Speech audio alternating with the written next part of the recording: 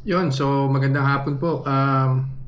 Magta-try po tayo ng Chippy today, no? So yesterday I ate Mr. Chips and hindi po maganda yung resulta. So ngayon we'll see kung ano po yung magiging resulta nitong Chippy, no? So it's 10 minutes before 3 in the afternoon. As I've mentioned, no, yung previous vlog ko po, no, sa hapon ko lang po pwedeng i-try itong mga chichirya na to.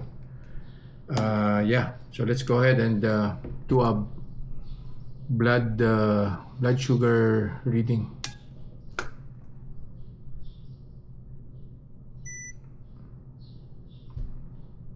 Yan, so almost magto 3 hours since I ate lunch. Tingnan natin kung anong reading ng blood. Yan, so tama-tama, it's at 114. So kainin ko po si Chippy.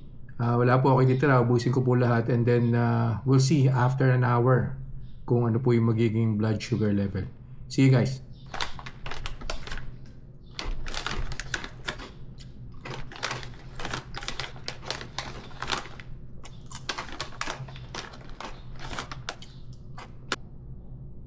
Ayun po, so naka 1 hour na po. So let's go ahead and check our blood sugar reading.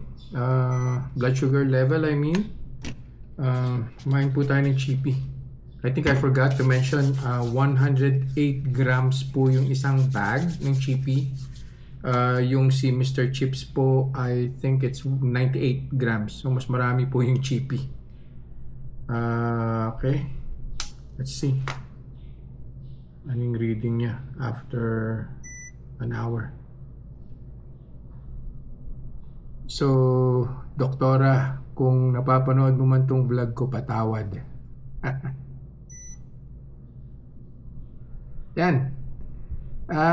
It's almost the same, no? So 159 si Mr. Chips. Ito po si Chippy 157. Mukhang pareho lang po siya ng pattern or trend. So we'll see. Isang oras pa po ulit, and we'll do the final blood sugar reading. See you guys. Yun po. So naka 2 hours na po since I ate the Chippy chips. So kuha na po tayo ng blood sugar reading, final reading for our experiment today. And we'll see kung ano yung resulta. Okay.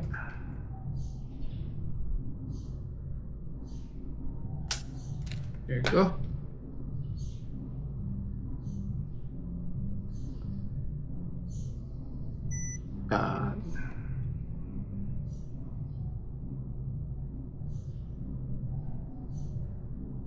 See? Yan.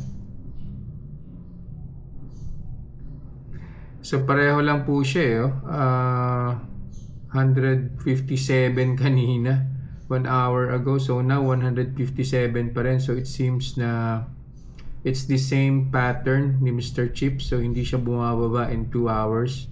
Most likely on the 3rd hour tsaka po siya bababa. So yeah, mahirap po siyang kainin. See you guys in the next vlog. Magta-try pa po tayo ng iba pang chips. Yeah, bye.